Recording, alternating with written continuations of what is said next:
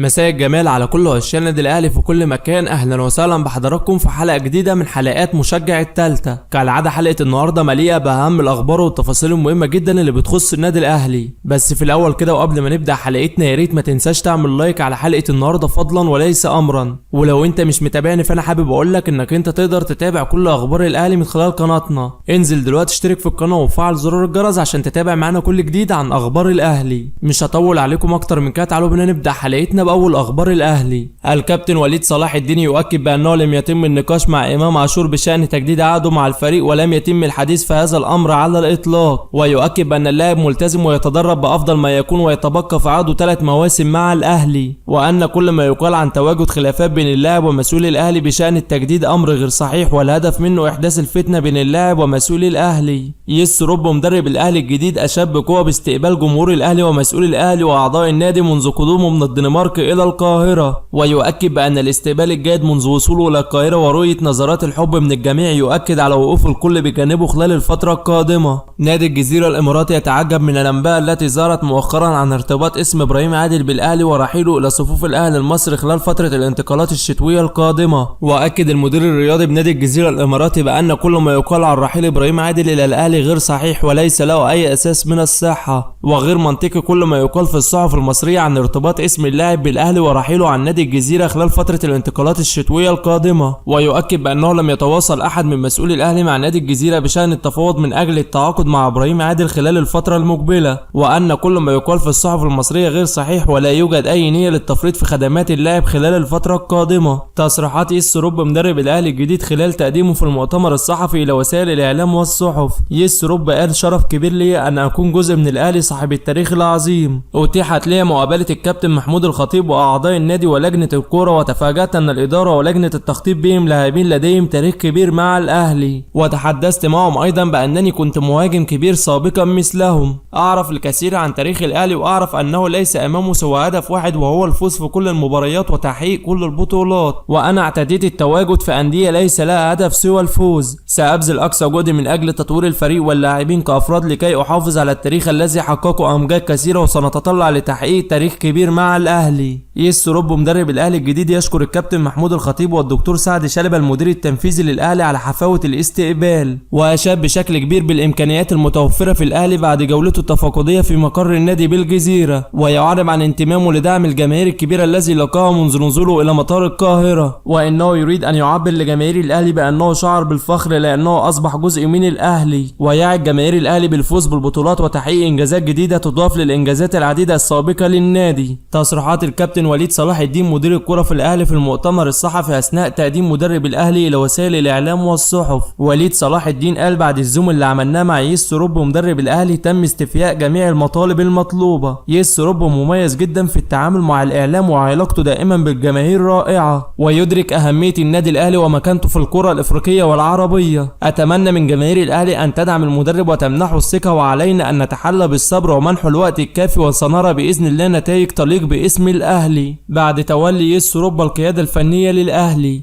إمام عاشور يوجه الشكر للكابتن عماد النحاس في ستوري عبر حسابه على الانستجرام. الأهلي يستقر على تكاليف الدكتور محمد شوقي عضو المجلس برئاسة بعثة الفريق في بولندي لمواجهة فريق إيجن نوار البولندي في بطولة دوري أبطال أفريقيا. رغم تولي يس روب القيادة الفنية للأهلي، عماد النحاس يتواجد في مران الأهلي اليوم وغدا لحين قدوم الجهاز المعاون لمدرب الأهلي يس روب. وبكده يا صديقي نكون وصلنا لنهاية حلقة النهاردة اللي بتمنى تنال إعجابكم. في نهاية حلقتنا ما تنساش تعمل لايك، ولو انت مش مشترك في القناة اشترك في القناة عشان تتابع معنا كل جديد عن أخبار الأهلي.